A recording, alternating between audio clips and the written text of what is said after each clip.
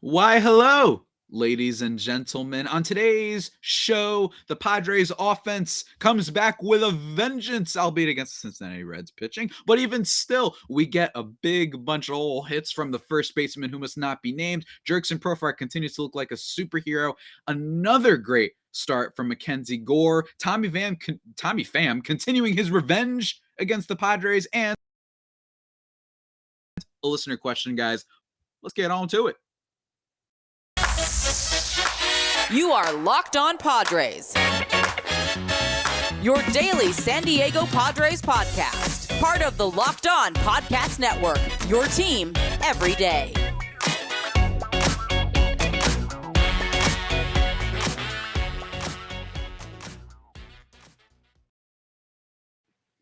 Greetings, ladies and gentlemen, and welcome to another edition of the Locked On Padres podcast, which is part of the Locked On Podcast Network, your team every day for April 28th. That is a Thursday, ladies and gentlemen. As always, I'm your host with sometimes, occasionally, but certainly not always the most, Javier Reyes. You can find me on the Twitter at Javipeno, JAVIIPENO, or at LO_Padres. And of course, subscribe to the YouTube to see me doing my crazy, sick, awesome dance moves and weird faces and gestures, and my headphones for some reason that make me feel comfortable. I don't know why. I just wear them around my neck, make me feel all safe and sound.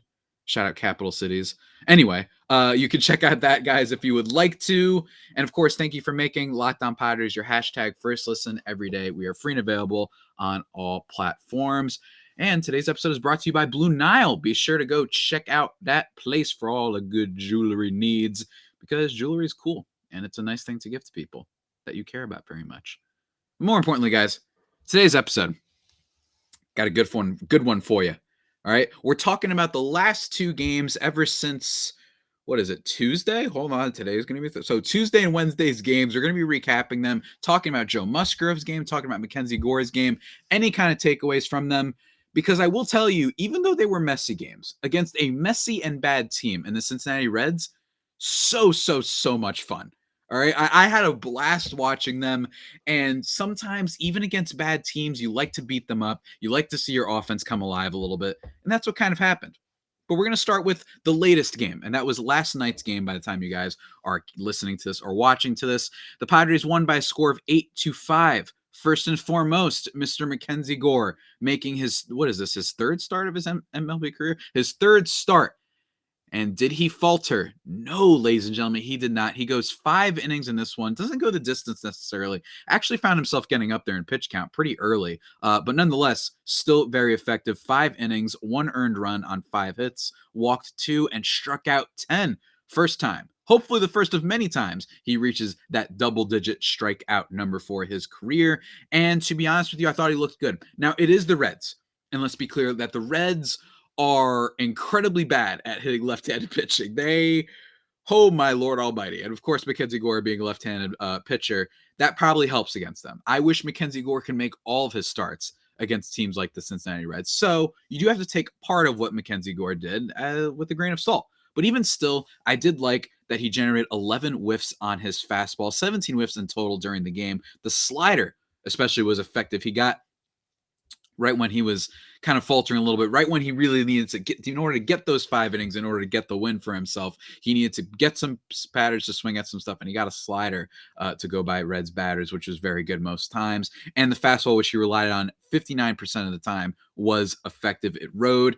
And yes, you have some hitters who didn't really swing on it. That's why his pitch count got up there, right? He was relying a lot on that pitch, but thankfully, they didn't really make too much impact off of it, and 26% of the time was the slider. A little bit disappointed to not see too many changeups. If McKenzie Gore is supposed to be having 4+ pitches, I would like to see him throw that changeup more. But hey, if it ain't broke, don't fix it. I get it. And also, it's still just his third start. All right, ladies and gentlemen, it's still his third start, and him kind of refining things and sticking with what he's comfortable with, as long as it's working, I am kind of all for that, right? The only time that the Reds actually end up scoring off of him is, if I'm not mistaken, Kyle Farmer hitting a double, allowing Tommy Pham to score. Tommy Pham was originally thrown out by Jurickson Profar, making another outfield assist, but it actually turned out that Tommy Pham was safe, again, continuing his rampage against the Padres, and specifically just the Padres, by the way. I think that dude probably had a 2,500 OPS, like a 400 against everybody else. It's crazy. It's crazy what Tommy Pham's doing. He actually ends up homering in this game as well at the bottom of the 7th inning. Just really nuts, just really nuts. And if you look at exit velocity numbers, for the most part, I know McKenzie Gore is that he gave up some hard hits when he did give up the hits.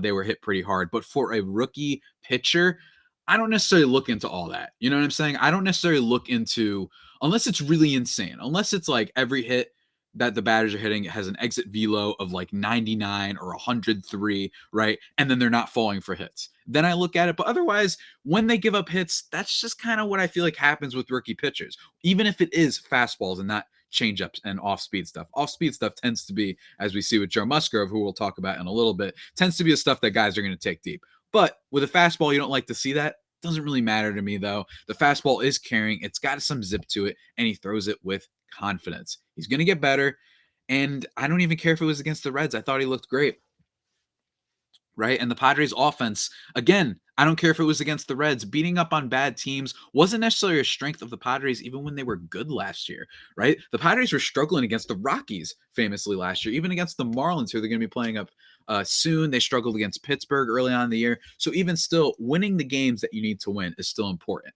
Just because you can't beat your LA Dodgers or your San Fran Giants, or if they play, say, the Toronto Blue Jays. I don't think they play the Blue Jays this year, but just because you feel like you're outclassed by those teams doesn't mean you're a bad team. It just means that those teams are really good and that the Padres might just be cursed by their division right now. And that's not the greatest barometer to measure them by, right? They got beat up by the Dodgers, but they're beating up the teams they're supposed to so far, and that's really good. In this game, though, that wasn't all, because I know some longtime listeners might be saying, I mean, are you going to talk about him?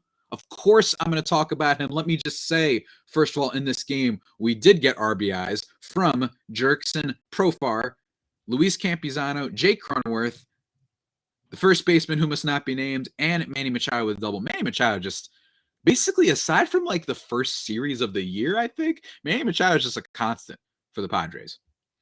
And then, of course, we also got an RBI single from what's his face, the first baseman that must not be named, the Lord first baseman who must not be named. Someone tweeted at me that if he plays well, perhaps I don't have to say his name, but do I have to at least say like Lord to acknowledge, to give some kudos to the man? I don't know, but all I'm saying, basically all of this is to say, Padres first baseman, he's currently batting .410 to start the year. And he launched an absolute nuke in this game. And he drove in another one. Is it possible that he's doing well? I still need to give it more time. Not doing well. He is doing well. Is it possible that we could see a good season from this guy? It's possible, man. And Jurickson Profar hit an absolute blast. There's some exciting developments on the Padres offense from sources that we probably didn't expect, which is the most fun part. But before we break all that down and another game that transpired, we're going to talk about that one pretty quickly. But nonetheless, guys, it's still important. Let me talk to you about something else that's important, though. That is BlueNile.com, the original online jeweler, ladies and gentlemen. At Blue Nile, you can celebrate all of life's special moments, from creating the custom engagement ring of their dreams to gifting a classic and timeless jewelry piece, all at prices you won't find at a traditional jeweler. They've got fine jewelry that can be given as a gift. They've got gold layering, cocktail rings, tennis bracelets, whatever you can want. It can be given as a gift. You know, we've got Mother's Day coming up. You want to, speaking of it, I have to start. Maybe I might have to do that myself, right? Because I need to remind myself, I'm going to put, fun fact for all the listeners, I put all of my notes in my Twitter drafts because I'm on Twitter too much. Mother's Day, blah, blah, blah, blah. Anyway, guys, seriously, though, they've got wedding jewelry, fine jewelry, all the stuff that I mentioned before at prices that you will like, ladies and gentlemen. And it looks great. It's really important, all right, to give something that really has meaning and really is just an item that people will cherish forever, I guess the way. And at Blue Nile, they've got you covered, guys. And because you're listening to this podcast this Mother's Day as well. Give something to your mother forever.com, and Locked On Sports listeners get $50 off $500 purchases. This podcast exclusive is only good though through Mother's Day. Remember now to use the code Locked On, guys. That's code Locked On. Plus, every order is insured, ships free, and arrives in discreet packaging that won't give away what's inside. Shop stress-free and find your forever peace. Go to BlueNile.com today. I like that. You don't want to give away the surprise. I love that. That's such an awesome little thing. All right, guys, let's keep it moving though. As always, let me just remind you to make Locked On Padres your hashtag first listen every day. We are free and available on all platforms. If you're watching YouTube, I just had to stretch a whole bunch. I don't know why. Maybe I have some back problems. I'm not really sure. Or shoulder problems, whatever. Because you know who's not having problems? The Padres offense lately. Okay? Let's forget last night's game for just a second. And let's talk about Tuesday. A very messy game, I must say, from the Padres. Ha-Seong Kim made some errors. Ha-Seong Kim, low-key, has not been a defensive super stud so far, even if he's gotten a little bit better with his batting. But he did manage to hit a home run in this game. A lot of the Padres offense came in the top of the fourth inning with a Jurickson Profar double, with the first baseman who must not be named hitting a home run. That's right. He hit one last night and 2 days ago, a 3-run home run that was also a blast. They had a Ha-Seong Kim walk with the bases loaded. I talked about his home run, and Jake Cronenworth hit a triple that ended up giving them a 9-1 lead. Almost blew it as time went on later, as they won 9-6, but nonetheless, they were still pretty good. Joe Musgrove in this game wasn't great. 6 innings, 5 runs, only 2 earned though, because the Padres made 3 errors in this game. So very messy defense after starting off really well for the year. 1 walk, 4 Ks, 7 hits allowed. It's okay. I chalk this one up to, bottom line is that there was a lot of errors made, and also he did just face the Reds last week. You know what I'm saying? Every now and then this happens where pitchers, at least in my experience, don't have the numbers to necessarily back this up totally for you guys. But when you play, even if it's a bad team, if you just played them like last week, they can sometimes, and I'm not talking about divisional opponents, but your Reds, say if they played the Marlins tomorrow and then they played them on next Friday, right? Like maybe there's something to be said for having just faced a pitcher, right? And Joe Musgrove isn't going to be elite every single time. The bottom line is still only 2 earned runs, even if 5 total were because of Joe Musgrove, keeping his ERA at 2.16 on the season with a whip below 1. Nothing much to report there. But with the offense, man, we got to talk about the offense a little bit. Jurickson Profar, man. Let's talk about him first. Jurickson Profar has 5 home runs on the season now after last night's game, right? After last night's game, the McKenzie Gore game. And all of last year, I actually tweeted this from my main account. All of last year, over the course of 137 games, Profar hit only 4 home runs. And in just 18 games so far this season, he's already hit 5. His career high in home runs is 20, for the record. Do I think that Jurickson Profar is a 30 home run guy? No. What I do think, though, is he could potentially match that total or around then. But what I am buying about Jurickson Profar, I think that he can be just a solid sort of player. He plays across the place. Maybe he's our version of Chris Taylor of the Dodgers, except is also this. See if I could pull up Baseball Savant right now. The other reason is this is when I watch Jurickson Profar play, it's not a lot of grounders. He's mashing the ball. That's what's so fun about him. And on top of playing some really decent defense, by the way, kind of throwing out players and making some good outfield assists. If you look at his stuff on Savant, it's really exciting, right? Expected batting average, weighted on base. His hard hit rate isn't through the roof, but when he is making contact, it's still going pretty well. And most importantly, walk and chase rates, 91st percentile and chase rate, 90th percentile in walk rate. He's striking out a decent amount, but he has the walks, and the walks and the lack of chasing just put her up there, not striking out too much. That's not necessarily something we haven't seen from Jurickson Profar before. So as of right now, I mean, Jurickson Profar, I mean, if he wants to have an on base that's in the high 300s, I mean, I don't think that that's impossible. I really don't. I don't think it's impossible. I can see a world in which Jurickson Profar is a 240 guy with a 350 on base that plays okay defense and maybe gives the Padres like 20 home runs. That's pretty damn good. All right. That's pretty damn good. He's not going to be an MVP or anything like that. But especially until Tatis is out, this is what we preached in the offseason is for guys to step up until he comes back. Jurickson Profar is basically doing what we want Trent Grisham to do. Grisham, I think, is a little bit more solidified. I just got to stretch my neck. Sorry. Solidified as a great defender. But nonetheless, we were expecting more from Trent Grisham. In this game, he does manage. He's been slowly getting around there, by the way. Like I mentioned, he did have a triple in this game. Maybe I didn't mention that. He had a triple in this game. So he's slowly creeping back up there. Same thing for Jake Cronenworth, who goes 1 for 5 in this game. But hopefully this is a sign that Jurickson Profar can be the guy. He's batting cleanup right now, and I don't hate it. I don't hate it. Another thing that I don't hate, by the way, is Luis Campisano, his second day in a row. He gets an RBI in this game on a sacrifice fly. Been a little bit too aggressive, I will say. Very quick pitch counts. He's swinging on the second pitch or what have you. Making good contact, though. He actually had a ball that was smoked, if I'm not mistaken, in this game.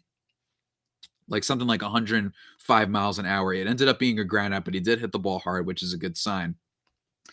Luis Campisano, I like the idea of giving him a lot of days at DH. I know Alfaro hasn't actually been terrible, but he's basically been the same guy. He's not walking at all, and he's just swinging at everything, right? I'm going to say it again. One of the highest outside zone swing percentages in Major League Baseball right now. Granted, he doesn't have as many plate appearances, but still. And also the highest swinging strike percentage in Major League history. Basically, all that combines to just being he swings at everything. Sure, if he makes contact, it looks great in spring training. He looks great in batting practice. He's a freak athlete. I get it. But also, on top of the fact that he's not a great defender, I wouldn't mind a world in which we maybe just move on from Jorge Alfaro and just give Campisano until the time comes when Luke Voit comes back or whatever, just give Campisano a bunch of reps at DH. Make sure he doesn't have to worry about catching. Give him the ability to maybe sock like 20 home runs potentially in a season for us. That I could potentially see. But anyway, really like that. And lastly, we got to talk about the first baseman who must not be named, going 2 for 2 with 2 walks in this game, including the home run, of course, 2 RBIs on the day. He's smoking it, man. I mean, it's officially entering interesting because last year, early on in the year, Padres first baseman, he was good in like the Dodgers series. He had some really clutch hits, but all of those hits were like these ground balls up the middle. I remember it in those early exciting games for the Dodgers or against the Dodgers last year when everyone was talking about just give us Padres Dodgers all day. He hit some really clutch hits, but they were grounders up the middle that maybe could have been caught by the Dodgers defenders. This time, while his fly ball stuff isn't really there, he is hitting a lot of line drives and he's still kind of scoring up the ball pretty good. So it's at least, I would say, I will give you this. There is hope, I think. There is hope. I am a little bit concerned of the lack of the fly ball rate, right? That's really concerning. But with the 2 home runs, that probably is going to go up. I'm not checking Baseball Savant right now just because they're probably adjusting for it. But I imagine the fly ball percentage will go up at least a little bit, given the fact that he's at 2 home runs in back-to-back days. But that is a little bit of a concern that he's not hitting the ball in the air enough. The line drive, he's not going to hit 38% line drive. I don't know anybody that does that for the most part. I don't think. But at least this is 18 games. Last year was like 6 games. It was like a little bit less than a month that he was doing great and his BABIP was through the roof. There is at least hope. He hasn't made too many mistakes defensively, I like. Maybe it's possible. If I'm willing to buy into Jurickson Profar, I'm willing to say maybe the Padres, the ground ball gremlin, right? Maybe there's a chance that, I said this before the year, throughout his career, he's been very up and down. One year he's good, the next year bad. One year good, next year bad. Very every other year, right? Kind of like, how the Giants would win a title every other year. It's kind of like him with that. Maybe he can just not be an ultimate liability. Maybe he can be a little bit like Myers, give you like a 2-WAR season, 2.5 WAR season, maybe even 3 if we're lucky. If that happens, that's huge. And if that happens, I will absolutely start saying his name again. I'll say it right now. If he can just not be a 0-WAR player like he was last year, right? Just be decent. Because Myers hasn't even been decent. He's been terrible. I'll tell you that. And I think we kind of expected that. But got to give credit to where credit's due. Absolutely. But before we get even deeper talking about the ground ball gremlin maybe a little bit more, because it's just so much fun to talk about that, man. Let's just be honest. There's nothing better than talking about this man. And him being good, by the way, would do wonders for the podcast, I must say. Guys, let's talk about betting. All right. Maybe you're making a bet right now on the Padres first baseman, the ground ball gremlin, becoming the MVP of the season. Well, online.net, your number one source for all your betting stats and sports info. Find all the latest sports developments, league reviews, and news, including this year's basketball playoffs and the start of the Major League Baseball season. BetOnline is your continued source for all your sporting wagering information, from live betting to playoffs, esports, and more. Head to the website today or use your mobile device to learn more about the trends and action. BetOnline, where the game starts. And of course, guys, thank you again for making Locked On Padres your hashtag first listen every day. We are free and available on all platforms. Let's keep talking. And most importantly, let us discuss a listener question that comes our way via Timothy Pike at Southtown Legend on Twitter. He reached out asking, hold on. What's going on? Why can't I find it? There we go. Hey, with Wil Myers' constant struggles, how would you feel about popping Abrams in right field every day?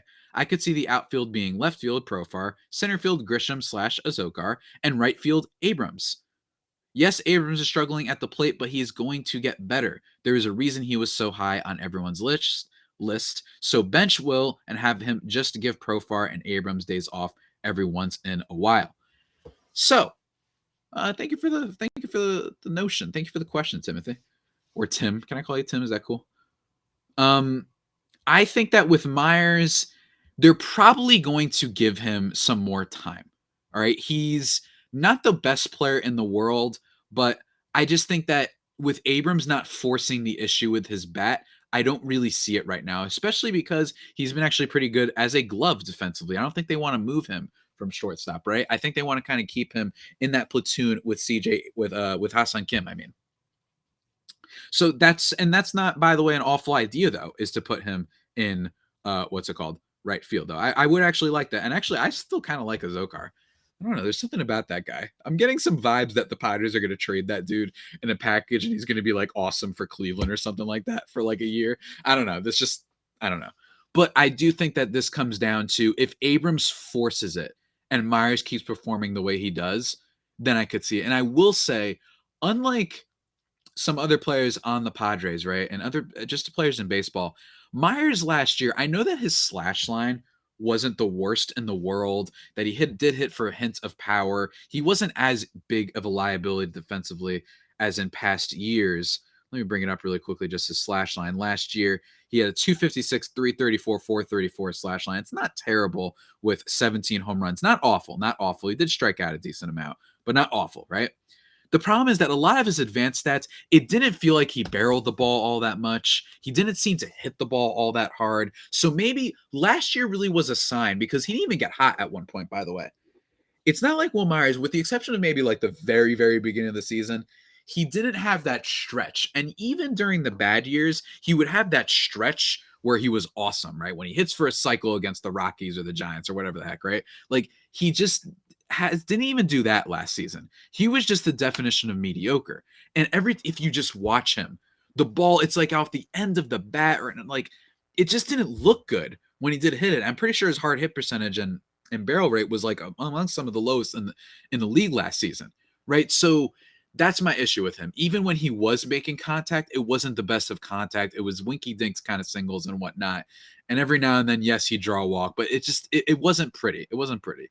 Not a total liability, but it wasn't pretty. So I could see a world, especially where the Padres don't owe him any money after the season since he's becoming a free agent. If Abrams were to be awesome, I could see that. Guys have to step up. That's basically the bottom line. Is if Wil Myers were to be the DH or what have you, or just become a bench guy, they would have to step up big. If Abrams started hitting like slashing 300, I don't even care if he's not walking or whatever. If he stepped up big time, I could see him forcing the issue and the Padres being like, you know what, this guy might be one of those dudes that is just a crazy rookie that's doing great. But for now, until Tatis comes back, you're hopefully going to get Luke Voit back. I don't necessarily see that scenario playing out. It's a possibility, and I definitely think that with Myers kind of a little bit banged up right now, that it's possible that if the Padres players were to force the issue, if Ha-Seong Kim is also a major part of this, because then that would allow Abrams to move there and vice versa. Hold on one second. I'm bringing up something. I'm trying to find that one tweet that I saw. Let's see. All right. Well, I can't find it. But yeah, I mean, oh, there it is. Hold on.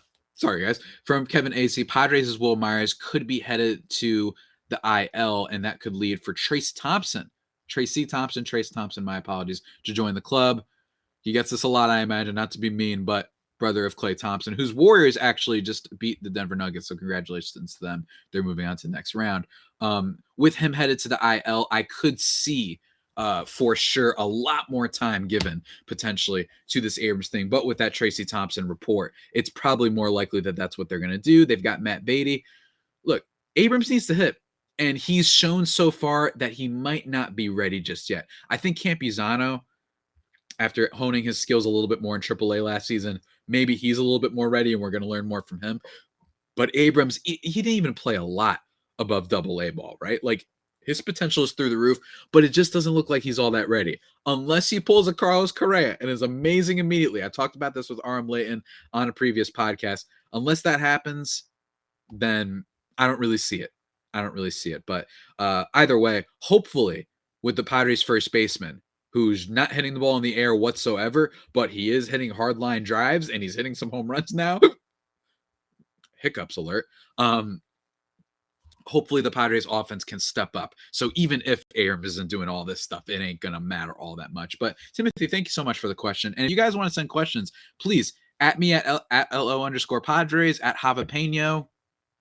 Do that, or leave comments on the YouTube. That's cool. I'd love to answer your questions, especially as the season goes along. It also makes things a little bit slightly easier for me. God, my back is and my neck and everything is killing me. My lordy.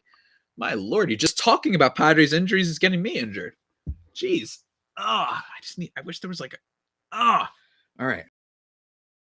Anyway, maybe I'm going to take the headphones off for now. Sorry to my audio listeners. That was probably weird for you to listen to. But the other thing I want to talk about, speaking of injuries, Mike Clevenger made his third rehab start, going 3 2/3, allowing 1 earned run on 4 hits, 1 walk, 5 Ks. Very cool.